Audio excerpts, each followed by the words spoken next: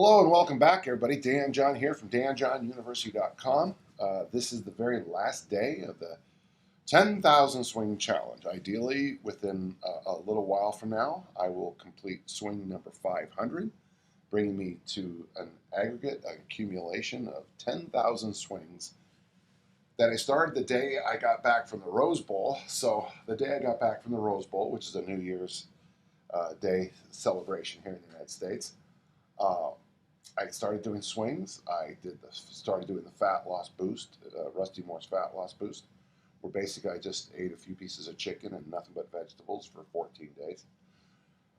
Every single one of those days, I did a kettlebell, 500 kettlebell swings every day. And just like last year and the year before, I have had virtually no body weight on the bathroom scale changes. However, it is real clear that I've had some nice changes in certain parts of my body, but you don't see them on the scale. So this is one of the things I always warn people about, is using the scale as a monitor of how you're doing. When I was young, we used to always use a shirt to see how your arms are doing. You'd buy a shirt that was a little bit loose here. Short sleeve dress shirts look terrible, but they're great for this. And of course, the other thing is the belt. Your belt loops is a great way to do this. The way pants fit or whatever, it's a better way.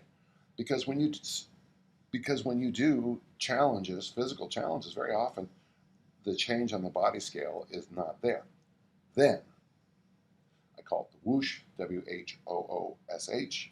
The whoosh, the weird effects happen, and then when you jump on the scale randomly a week or two later, and all this weight dropped off. So I don't know. We've known this to be true about body weight loss for a long time. Some people try to figure it out. They manipulate salt intake and stuff like that. I think that's way too much work. I mean, unless you're a fighter and you have to be at a certain level. But that'll just give you... So don't ever do something like the 10,000 swing challenge to lose body weight on the scale. Do it for other reasons. And I think I have a really good reason when I finish this first set.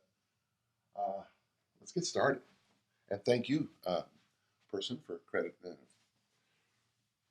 Oh, I am stiff.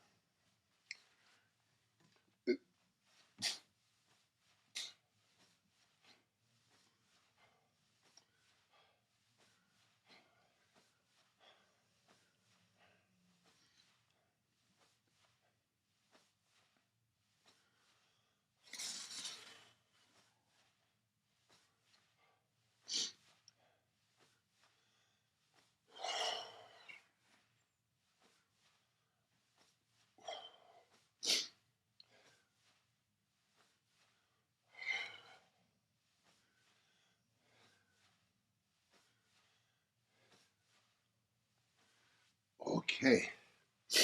So, yeah, here we go, getting these done. So, good morning. So, what's the biggest benefit of doing something like the 10,000 swing challenge? Well, obviously, okay, it's 10,000 times I get to make my hamstring work like a bow and arrow. 10,000 times I make my glutes do a lot of work. 10,000 times I have to have my ab wall contract to stop the bell. 10,000 times my lats, glutes, quads, whatever, feet have to stop the bell from going forward. Great. Here's what I think is more important.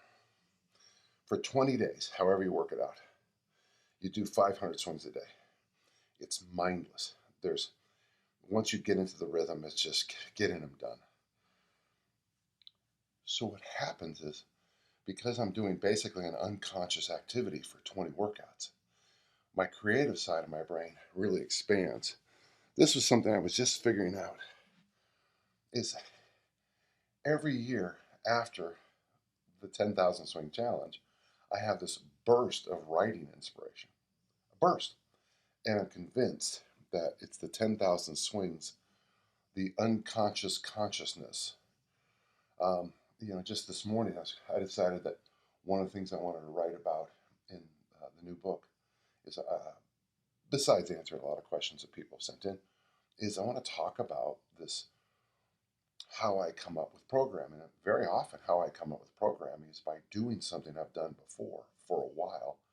And while I'm working out in our conversations, like if Mike was here, or Eric was here, or Mike was here, or Kevin was here, or Mark was here, or whoever, we have these conversations while we're doing this workout we've done before.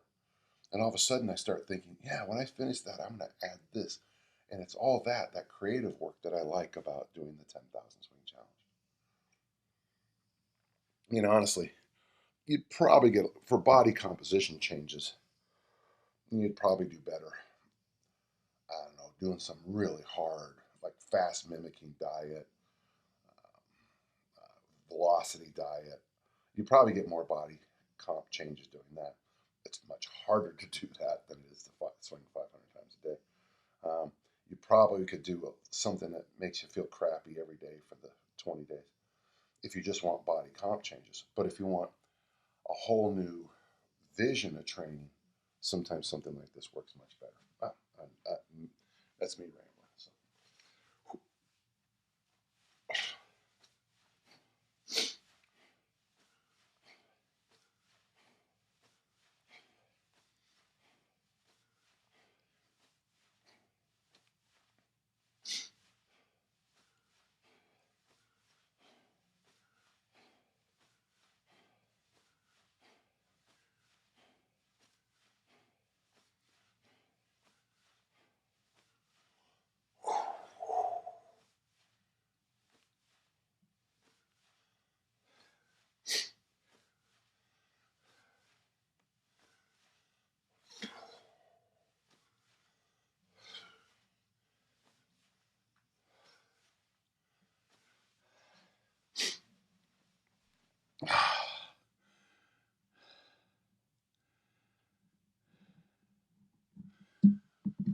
So tomorrow morning, I'll probably wake up again at 6 a.m.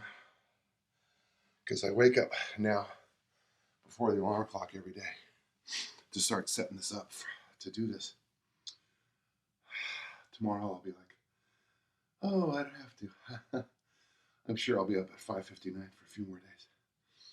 Generally, I don't use an alarm clock to wake up, but I do on this because I want to make sure I'm here for the Instagram.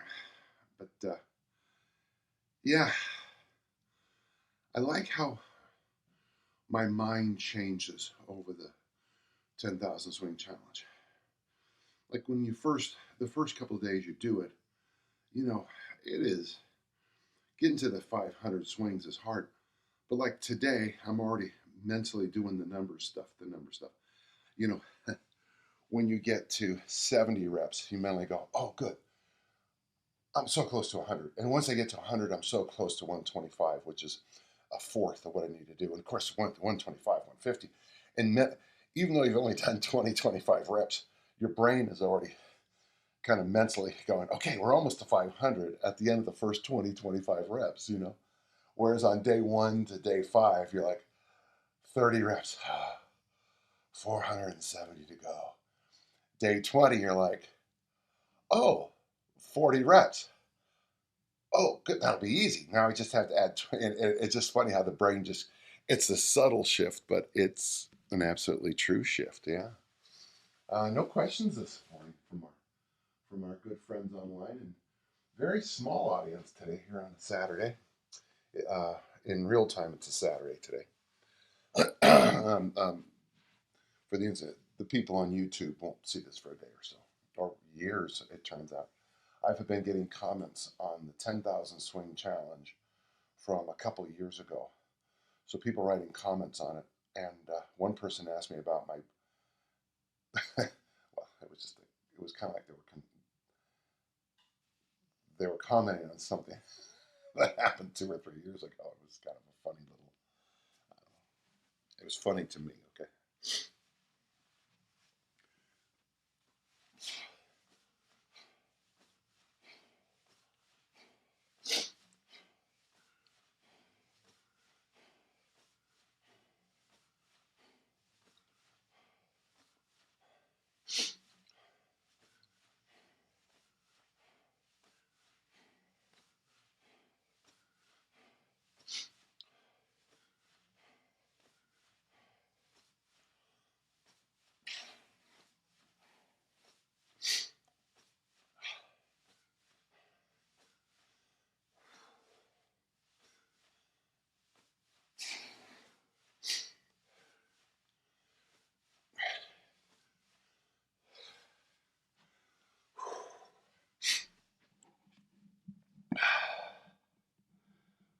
Good, good, good momentum. Yeah, no questions so far. Sad. We did actually have a good question earlier today when we first logged in. I like that.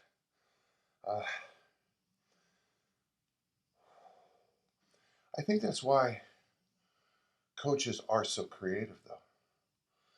It's interesting, you wouldn't think it, but most of the coaches I know are actually pretty eclectic in their musical tastes. Almost universally well-read. Most of the coaches. Now, there's dipshits and everything. I mean, come on. And the fitness industry has more than its share of people who ignore, things that aren't just pop culture. But the coaches I know, generally well-read, interested and appreciating the arts. And I think partially it's because when you coach, you have to have this discussion about what we're going to do, whatever the sport is. And then you go out on the field to play, and you try to take that discussion and put it in real time. So you're harvesting two different parts of your brain. And then after that practice session, there's an even bigger one coming up. You then assess and reanalyze and fix again. Games, of course, you don't learn much when you win. You learn tons when you lose.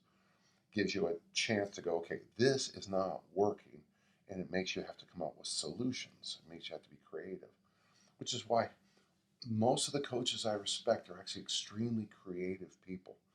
You'd be surprised how many strength coaches I know are low end.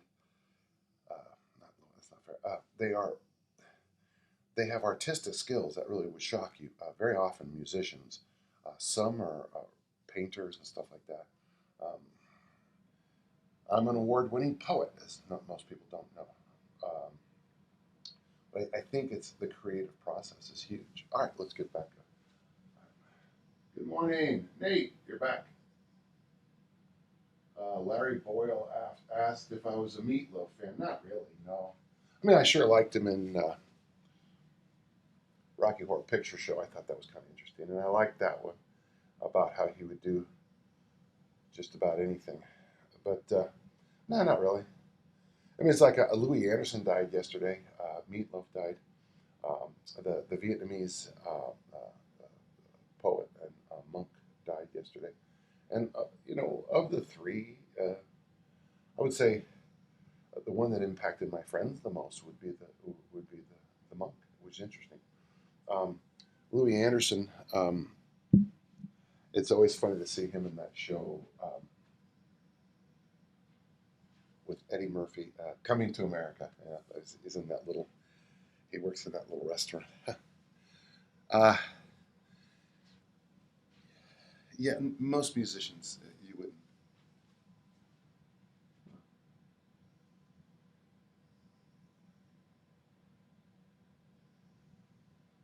Sorry, my phone just is telling me I got a bad connection, which is interesting because I have a very powerful line. Whoa.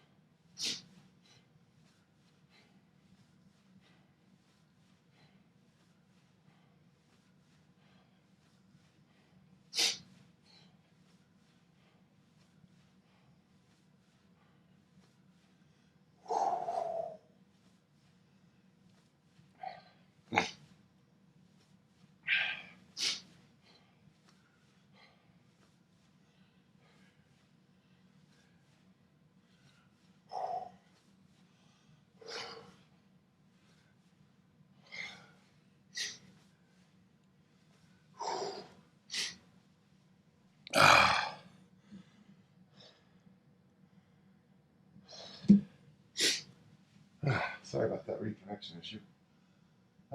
Good to have you back. Yeah, on the list of musicians that I guess when Tony Bennett Tony Bennett will be a tough one for me. Frank Sinatra was tough.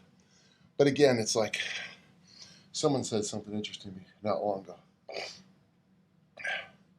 Most people like my age don't want the Beatles to reunite necessarily. We want to be the age we were when the Beatles were together. I thought that was a great way to summarize aging, really.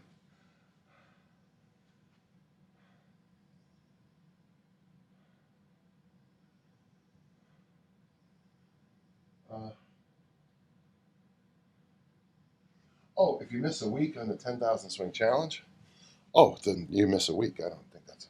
Remember, the 10,000 swing challenge, no one cares. Okay, that's important. Write that down. Write that down. No one cares if you do the 10,000 swing challenge. No one. You do it, if you're like me, you do it. Well, if you're like me, you do it because people have asked you to do it with them. But I do it so that when I get to rep number 9,999, I do one more and I'm finished. And not too often in life can you go, boy, done with that. And that's what I like about the 10,000 swing challenge. It's like in Mass Made Simple. There's nothing magical about squatting your body weight for 50 reps. You put 100 kilos or 225 on your back and you squat it 50 reps. Well, so what? I mean, there's no prize for it. There's no medal for it. But when you rack that thing with the help of your close friends and the puddle of sweat at your feet, you're finished. You sit down. You feel horrible. You might feel horrible for days. I have felt. I often would laugh out loud after those high rep squats because I felt so bad. It was just flat out fun. But what you're doing it for, of course, is for that downstream change that you're going to get in a few days or weeks. All right, let's get back. Hey, I want to make sure I get a good flow today. Get done with this.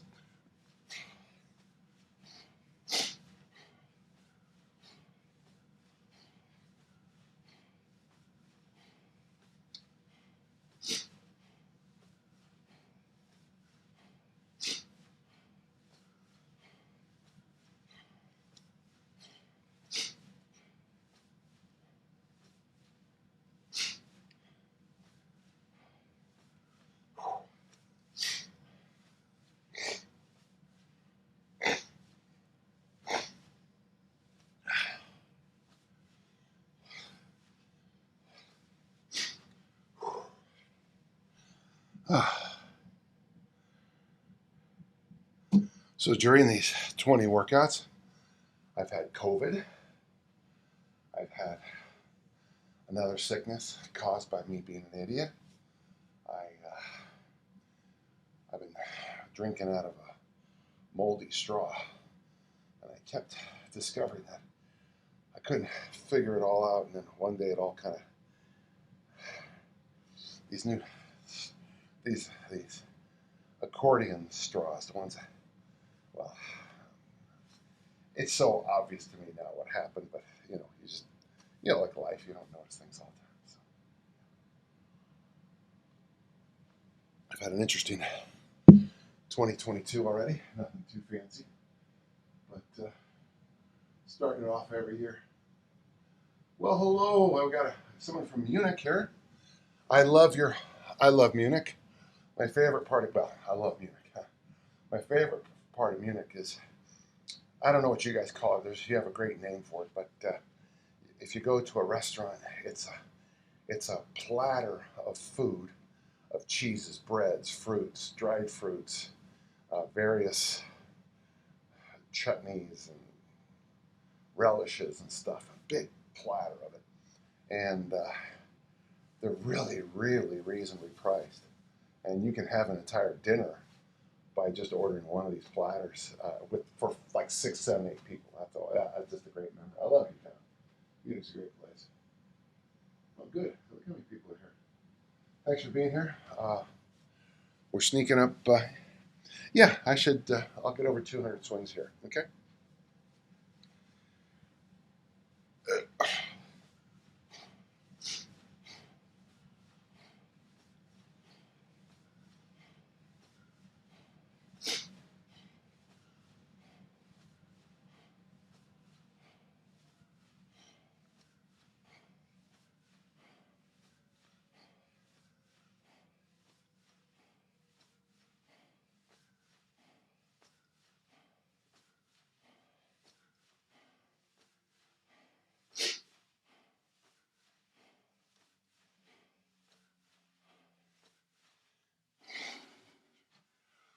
Excellent. I'm gonna probably go out and celebrate this morning. I think I might go out and have a delicious breakfast. If anyone can guess. If anyone can guess the restaurant, I'll buy the breakfast for you.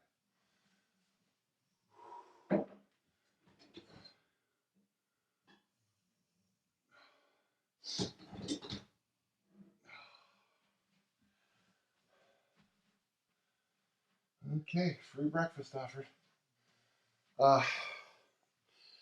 2 sets will be halfway, which is great.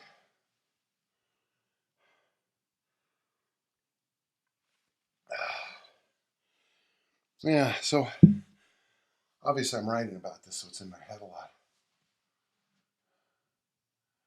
Okay, you get a free breakfast. If you're interested, let me know, okay? Free breakfast.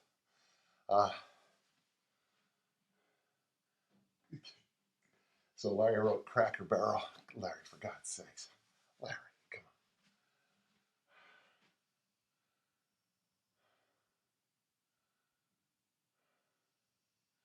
Well, thank you so much. Someone just dropping by for a moment. Thank you, appreciate it. Yeah, actually, it's kind of fun. You can see the writing process actually happen here as I'm talking. For me, so much of my writing happens when I'm training or walking, or it's always, if you get a chance, there's a place online called Literary Hub, which one I stop by every day, and every so often they'll have an article about writers and walking, and I just think it's the same exact thing we discover here. Kettlebell swings and creativity, the two of them just dance in my head together. I'm really looking forward to this next chapter I'm writing for this book. In fact, I have to start probably asking my YouTube friends and my Instagram friends. I'm looking for things that are confusing about easy strength, and the problem is just about everything. It's because so much has to be done. That's actually a good point. So here's the program. So the program is this. The application is the doing. And number 3 is the reviewing. And sadly, online, most people don't ever do that. They don't. Actually, they don't do any of the 3. The planning, the doing, or the reviewing. They don't do any of those 3. Let me finish this and I'll tell you a funny story.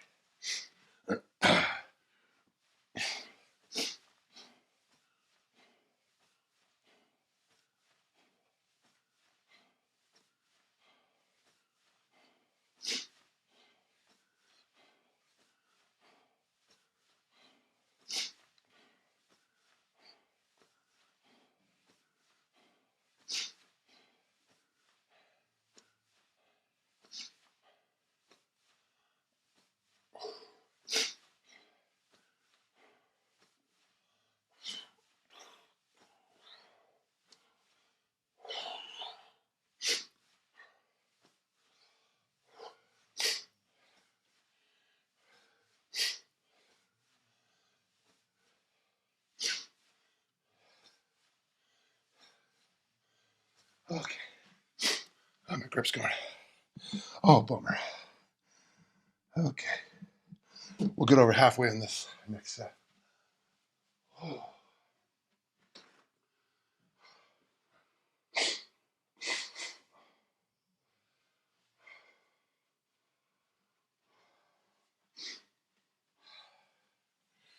That was a good piece of advice someone gave me doing this. Is I should always keep Kleenexes over there so I don't have to leave the room when I have to blow my nose.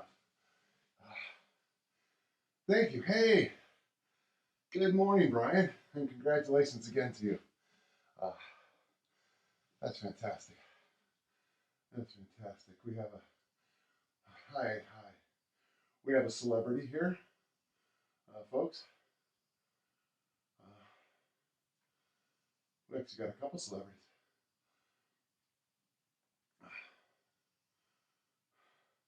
Oh, So someone has joined Dan John University. Reminder. So danjohnuniversity.com.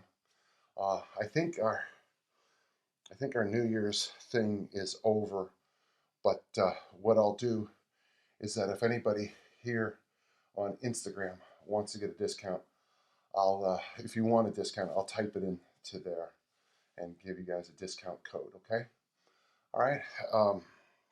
So, yeah, I'm very proud of the site, danjohnuniversity.com. We have a number of courses there, and gentle listener, I mean, have you seen the number of downloads? I mean, I do find it funny when I'll go to these illegal places online, and they'll have taken the downloads off of my site and plugged them up. That's just, it's the amount of the lack of respect that people have for intellectual property. I remember the Soviets, the Russians, the Chinese. I get it; they don't have any respect for intellectual property. This is true. I love this part about J.K. Doherty. He wrote it in one of his books. He said that he's using these resources from the Soviet Union because they were basically taking his entire books and giving them away for free to track coaches in the Soviet Union. I get it, the Chinese and the Soviets, the Russians have no respect for intellectual property, but it comes at a high price, and the price is it makes authors not want to do what they do. So the site is filled with downloads and articles and all kinds of fun things. And again, if gentle listeners, Instagram, if you want a code, I'll give you one here. Okay. If you want.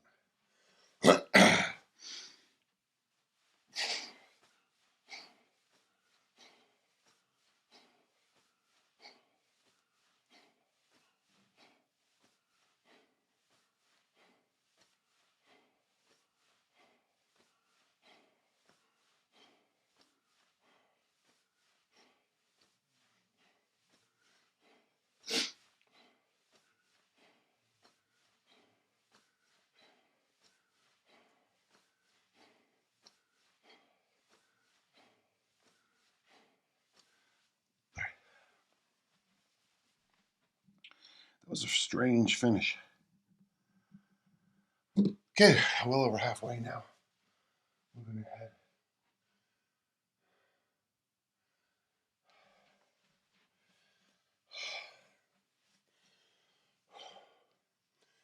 Yeah, the creative process. I think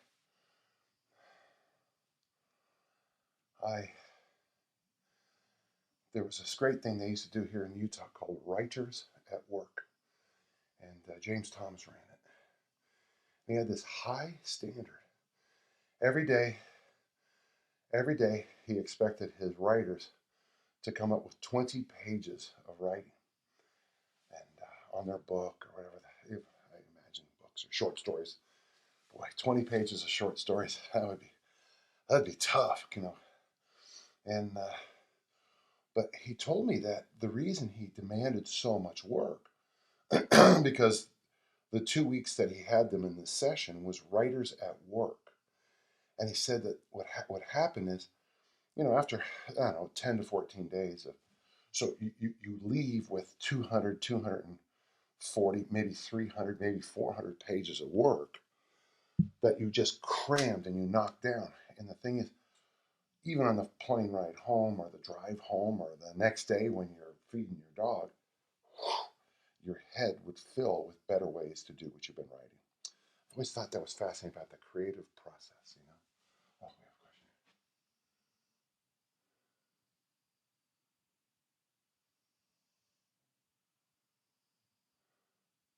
Oh, we have a question. Oh yeah, hey, I didn't mean to be.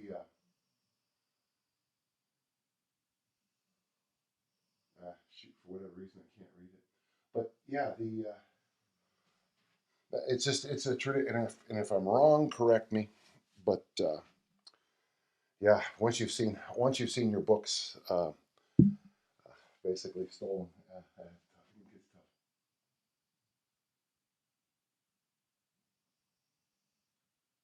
Okay, I am learning today Istabin, so tell me about processes. I don't really follow. that for me or somebody else? Thank you all for being here this morning. Good to see you. Let's continue. Yeah, if I can get 30 here or whatever. The Pat Flinters, we'll be finishing up here with the 300 very soon. And then here's the thing about the Pat Flinters: you guys will keep doing the swings for the entire month, which is 300 swings a day for a month is just as hard as 500 for 20 days, if not harder. It's coming back in. Ooh.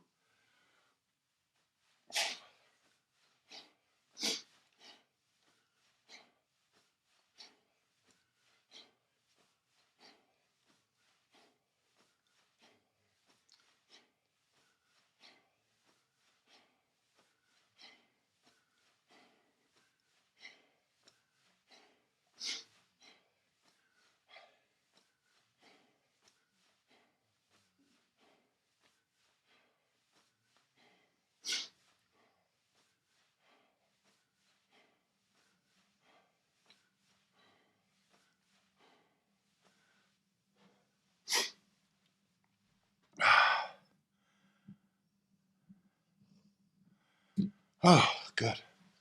We're on the downhill of the downhill. Good morning, everybody.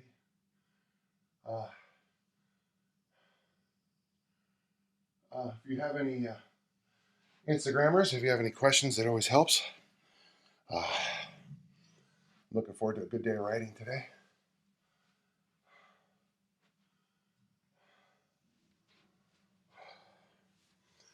So,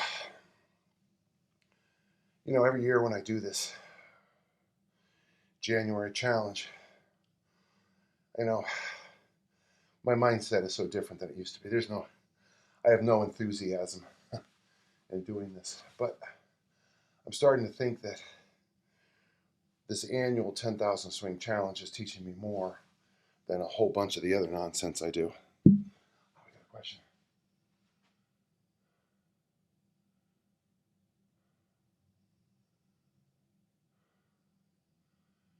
So, I will say this though. One of our listeners is from China, and we're talking about programming. The Chinese did a really smart thing with their Olympic lifting. Is well, first off, they have a lot of lifters, which helps a lot. A lot of people who are born to lift doing Olympic lifts. I mean, that's very helpful. But this idea where the coaches are constantly looking for new and better ways to make their lifters throw farther.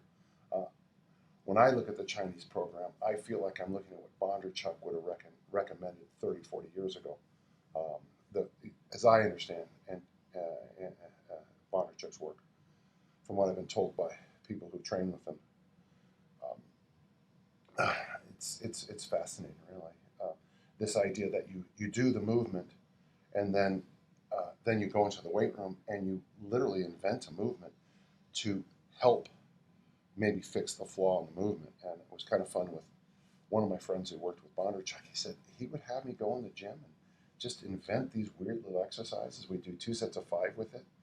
We'd all short our shoulders, and if it improved my technique, we kept it. If it didn't, if it helped me throw farther, we kept it. If not, we got rid of it. I think that's fascinating. So, good morning. Good morning. Okay, we're over we are way over the hump for the 10,000 swings, but we're over the day's hump for the 500. So let's get some more in.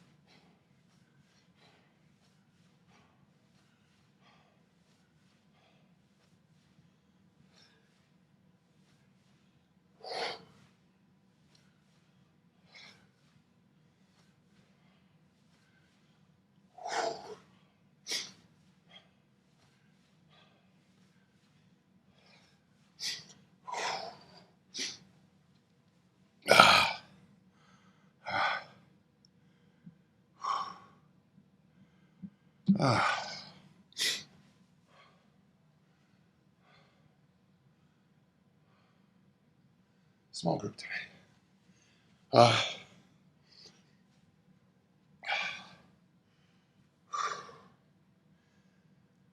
actually used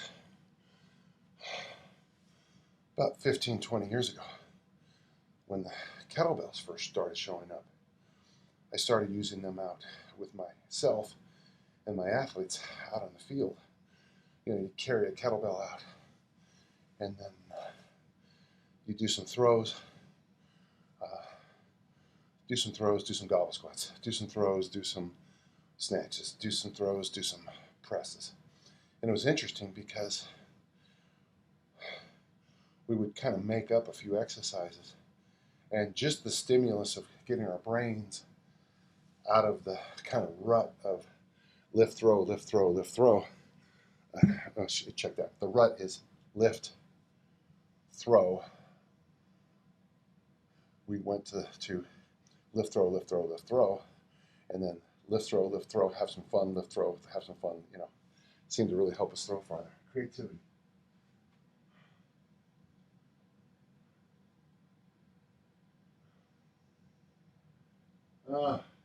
Congratulations to Mohammed, who's just. Are you almost through with the challenge? And don't forget, they're on YouTube, so if you need to, need to come back, watch them. Brian knocks them up the day after, so.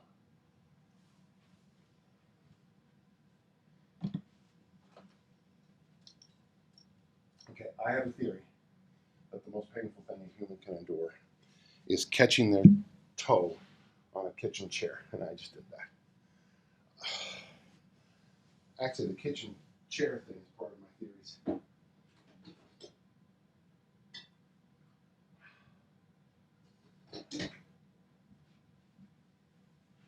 So my theory as a coach is this: if you do something and it hurts a whole bunch right at once, right when, like catching your toe on a kitchen chair. Oh, come on, this is the second time in 2 days. So I'll keep talking. It keeps logging me out, this damn.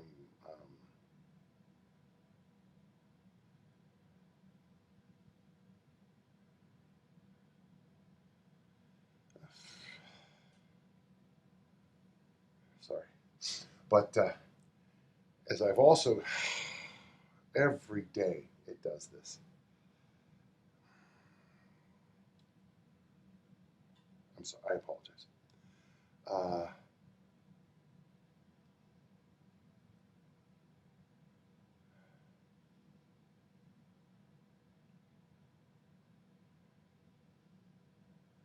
I'm sorry.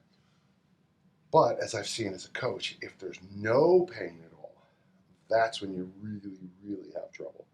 So it's kind of like an upside down. It's like the more pain you have when you first get hurt, generally, now this isn't science. I mean, generally, you're a lot safer. It's when you come out, to the field and someone's foot is facing the wrong way, and they're like, "Nah, I don't feel anything. I just can't stand up." Then you're like, "Oh boy," that's when you call the 911. Sorry, you guys got kicked off. Okay, sorry. Sorry.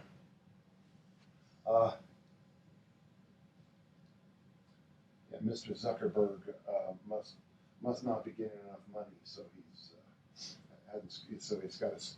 It's funny how good Instagram used to be before Facebook got involved. Yeah, and I know you can hear me, Facebook. Boy, you talk about something falling from grace. Ooh, Facebook, huh? Okay, let's get some reps. Let's sneak up on the 400.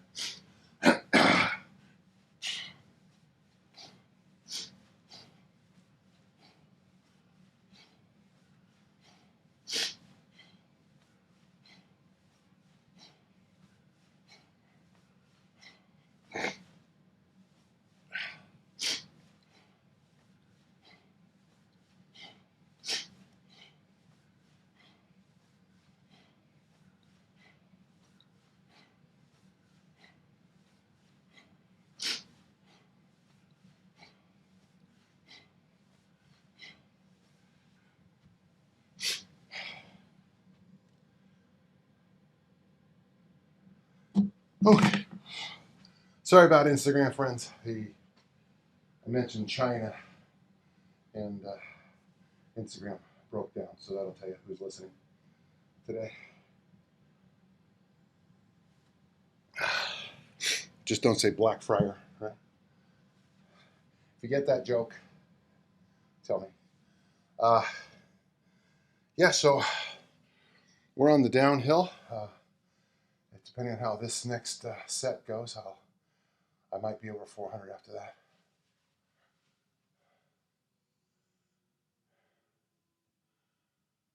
No, I haven't read that book. Lou, didn't he? He was big in the 80s, right? Am I thinking the same person? Uh, sorry, so many people are joining me. I'm sorry. Hey, sorry we got blocked off there, Instagram friends. Yeah, so for those of you watching on YouTube, you've seen almost every day now Instagram knocks me off during the live connection, which is really a pain. Am I really going to complain about this? No, but it's fun. It's fun. All right, let's get over 400.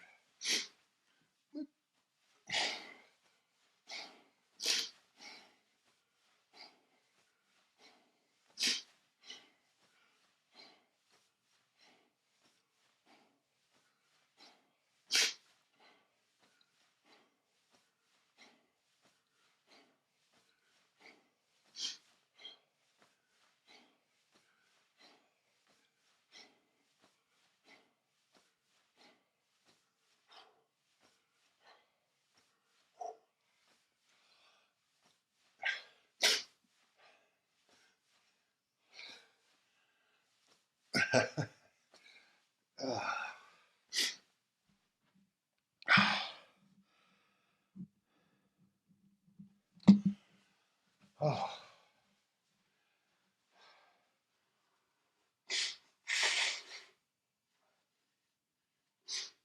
Oh.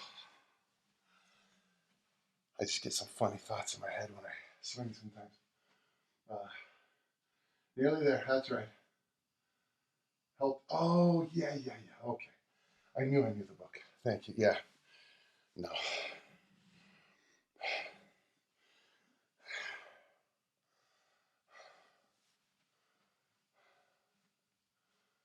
Yeah. Okay. I knew the name. Okay, so we're on the downhill here. It's kind of fun to see some of the names who were here last year show back up.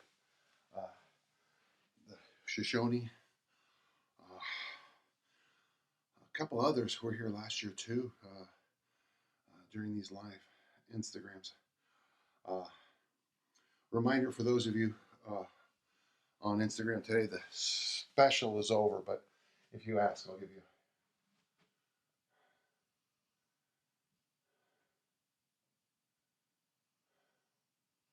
Okay, so we have a listener who's started doing fast, so drinking coffee, training fasted, I hope I understood that, and then does the humane burpee followed by walking. I would suggest only doing that probably 3 times every 2 weeks. So maybe Monday, Friday on week one, and Wednesday on the next.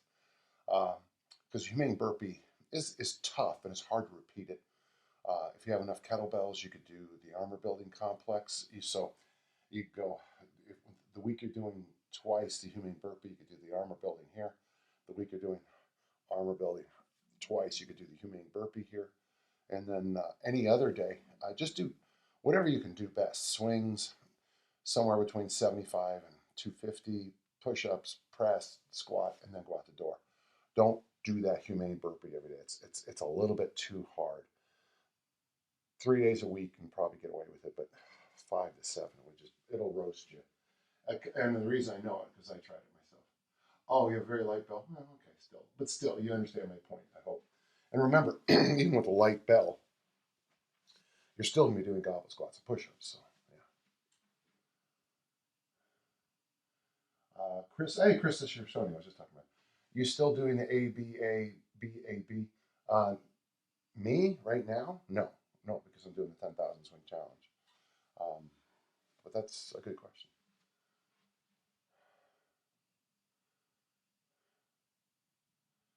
Yeah, well, thank you, Callum. Thank you. So Callum was here last year during the lockdown, and he's back with us this year. Let's get some more swings in, and let's say goodbye to the 10,000 Swing Challenge 2022.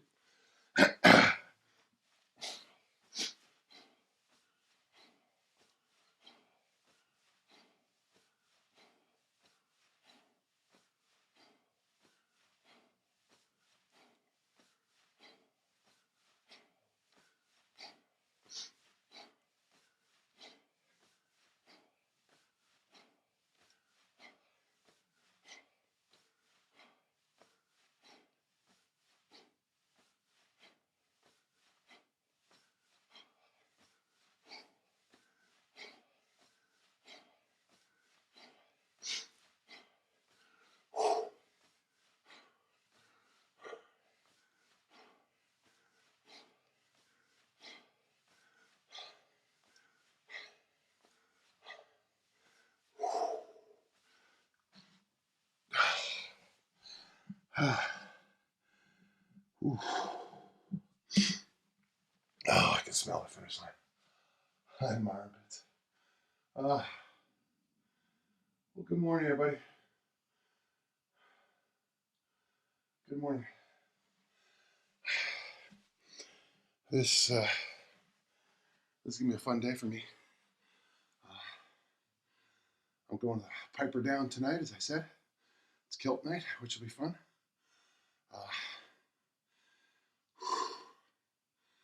I'll probably watch some American football today.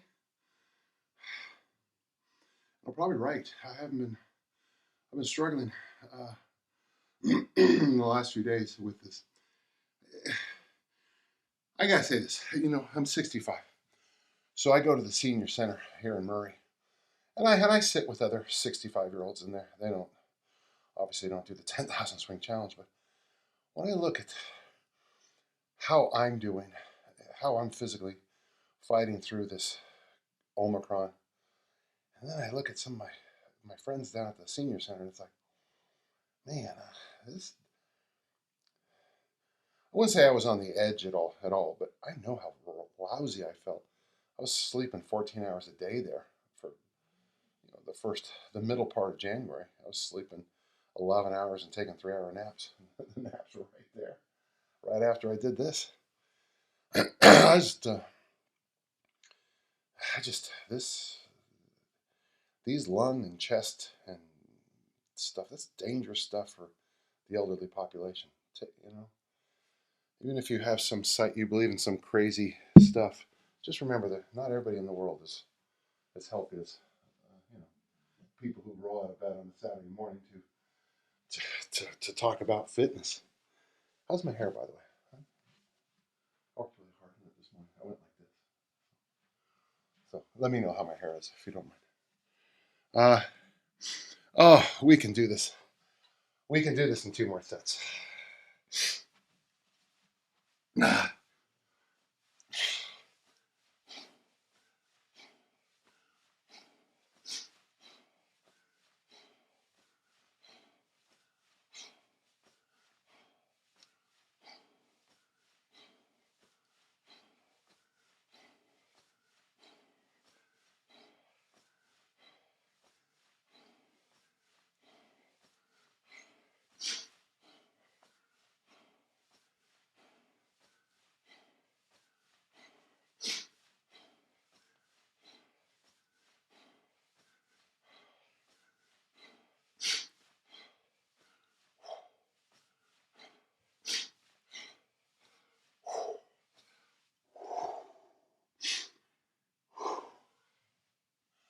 Shoot, I thought I could.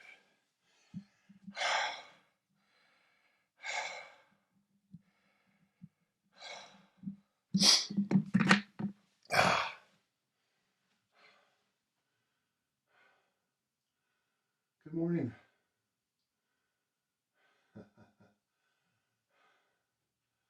Strong as we can for as long as we can.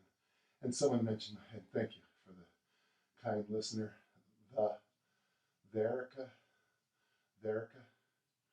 Thank you for noting how nice my hair looks. So listen, I got one more set. on this year's 10,000 swing challenge. I got a few reps to finish off, and then I'll be done for the year. Thank you, Instagram friends, for your support and the good questions. It keeps things moving. And my YouTube friends, I know a lot of you do this with me. You follow along in your own time. The beauty of the internet and videos is they're asynchronic. You can watch them anytime you want. And even though, weirdly, I'm not there with you, but I'm there with you. Anyone who's done the 10,000 swing challenge, kind of like doing the body weight for 50 reps in the squat, knows it's not so much a matter of the scheme or the plan. It's all about doing it. And the hardest part of doing these things isn't the first rep, it's the 10,000th rep. It's not the, it's halfway through, not quitting. I kind of want to say, got to be careful here because I have a few more reps, but I'm coming out of this 10,000 swing challenge. Clearly, my grip is better. I would like to say that I'm looser here in my hips, but when I squat, I'm not. So I have 3 weeks exactly 3 weeks from today for my weightlifting meet. So I have to rebuild my front squat and my overhead squat for the Olympic lifts, which is no big deal. I'll probably do it in one workout. But it is, you would think that all those hinges would actually start to loosen me up, and they do. Pardon me. So at the beginning of the challenge, I feel like I make my hip flexors and my hamstrings loosen up. And then because of the sheer volume, they seem to start to tighten up again. And then they kind of have this little dance of, loosey tighten, loosey tighten, loosey tighten. And of course, the answer is just to take 2 days off. I mean, Monday when I Olympic lift, I'll have a rest period. I'm sure I'll be fine. But I will say, I think this year, I don't want to, but I noticed the other day that I had little lines here on my ab wall that looked like muscles. Kind of scared me for a second. I always tell the story when I was at Utah State. They took all the athletes and they did all these tests on us, and one of them was water weighing, to check your body fat. And my body fat was 8.9% as a Division I discus thrower. And yet, when I got out, I looked in the mirror and I still had no abs because my DNA isn't an abby guy. We had a football player who was 25% body fat who had a six-pack. That's just DNA. And of course, he's no longer with us. He died of a real rough case of diabetes. Whatever. People say it wrong. But that's just the way it goes. So for me to have any ab wall is a miracle.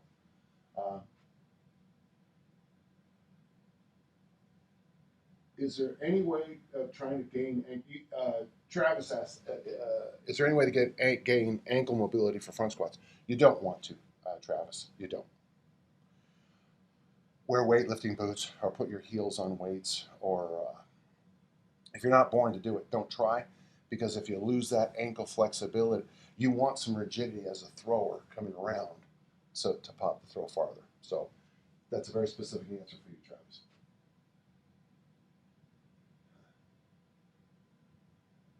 Thank you. Thank you very much. People are saying kind things. Erica, be sure you contact me about this free breakfast I owe you, okay? Yeah. So sometimes, Travis, remember, you're a thrower who lifts, not a lifter who throws. And that's a tough lesson. And you do want some, it's like when I see people stretching the ankles of sprinters or even jumpers of any fashion, I'm always like, oh, great, now they have loose ankles and you just took away all their, because what makes, it's Coach Newton, action, bam, reaction. Wow. If you have flexible ankles, action, whoo. That's exaggeration. Get the idea.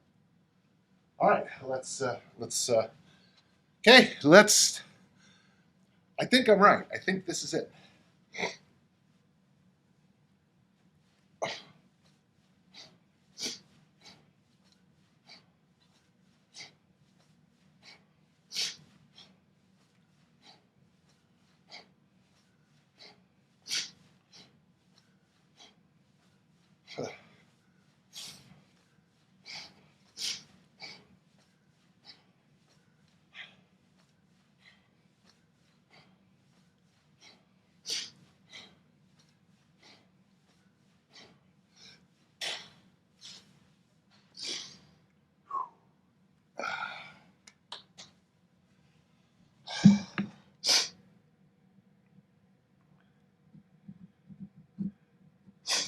Well, that's exciting.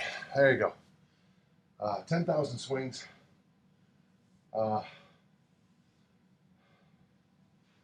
10,000 swings. I don't know. It's probably somewhere between the 20th and 25th time I've done this. So these organized swings are probably sneaking up on 250,000 of doing these, plus all the other swings. So it's kind of nice to see this go. We're getting some good questions up here on Instagram. So even though I should be celebrated, I'm going to answer some questions, okay? So the question from Chris was good. Oh, you bet. Thank you. Good. Some of his players do this every year. Thank you. Thank you. So, oh, you bet. Thank you, Tim. Means a lot. So the question keeps coming about shoes. Well, here's the deal. If you're going to mostly do hinges with your shoes, barefoot is actually pretty good. Barefoot Converse All-Stars, these no lift shoes at all. I think they're called like Tevos or something like that. Vibram 5 fingers are fine if you're focusing on hinging. In fact, I like to go barefoot because as you hinge, your feet becomes height. You know, you've got 3 arches in your feet. The one everyone knows, the one across the toes, and then this one here, okay? The long arch. Well, when you do kettlebell swings, you do 10,000 swings. Your feet get tired because they grab the ground every single rep. So if you're going barefoot in the hinge world, I agree with it. Someone just said, well, powerlifters wear flat shoes. Yeah, well, powerlifters wear flat shoes because powerlifters, when they squat, they hinge more than they really squat. Look at an Olympic lifter doing a front squat or back squat, and then look at a power lifter. Yeah, they both start the same, but once, a power lifter gets to about, I don't know, I'm not even sure what the depth is on every federation, but when I was young, this had to be parallel to the ground. Well, you can really, if you can really, I'm trying to hinge myself into parallel, not squat. You can almost hinge yourself into parallel. When you Olympic lift, you have to do it a different way. So with Olympic lifting, you probably want to heel. With everything else, you don't. Now, if you want to be a great thrower, I think you need the front squat, Travis, and overhead squat, because we throw like this. We don't throw like this. And when you figure that out, it changes. Now, having said that, you could probably be a great thrower and never do a front squat or overhead squat because you just lucked out. If I'm working with a guy who's over 2 meters tall, who's from the German model, of course, and they also do all those other things. We can do just about anything we want and still throw fairly far. But if you're working with a typical American thrower, unsupported, not always championship DNA, because the sports that, when I was down at SMU a couple weeks ago, every one of their tight ends was this tall. Every one of them. That was the position. Well, I never played on offense because I was defensive. I was the most offensive defensive player. They're all this tall now. Well, those are all perfect discus throwers, but these guys are all, third string tight ends for SMU. So, and there's nothing wrong with that, but it's just, all of America's great athletes are getting siphoned off into the sports that pay lots and lots and lots and lots and lots of money. As many of you know, I make a lot. I've won a couple of GS events, Gear of Voice Sport. The money you make in kettlebells sport is so much. Okay, that's sarcasm. Well, listen, I hope that was worth your time. The 10,000 swing challenge, there's not that much to it. It's 20 workouts, 500 swings. That's the way I think you should do it. I don't care how many days it takes you to do it. If you're a male, you should use the 24, female the 16, or the 12. If you're my age, use the 20. And you swing. And if you want to go back into the internet and look up my articles, there's a whole bunch of variations. I think I have, well, there's 6 right there. So in the group workouts, A, B, C, D, E, F. Then there's the original, and then there's the 2 supplements behind it. So yeah, I have 9 or 10 different variations of doing it. And the idea, of course, is, as in everything in every challenge, is not just to do it, but to finish it. And few minutes ago, I finished the 2022 10,000 swing challenge, and tomorrow I will not be doing kettlebell swings. I probably won't be doing kettlebell swings for a long, long time because, been there, done that for another year. But remember, I'm always around. If you have questions, podcast at danjohnuniversity.com. Join at danjohnuniversity.com. We got a lot of good courses in there. I just got some great feedback on the goal course. I'm here to help. And until we see each other again, thanks for everything. And until we get back together, just keep on lifting and learning.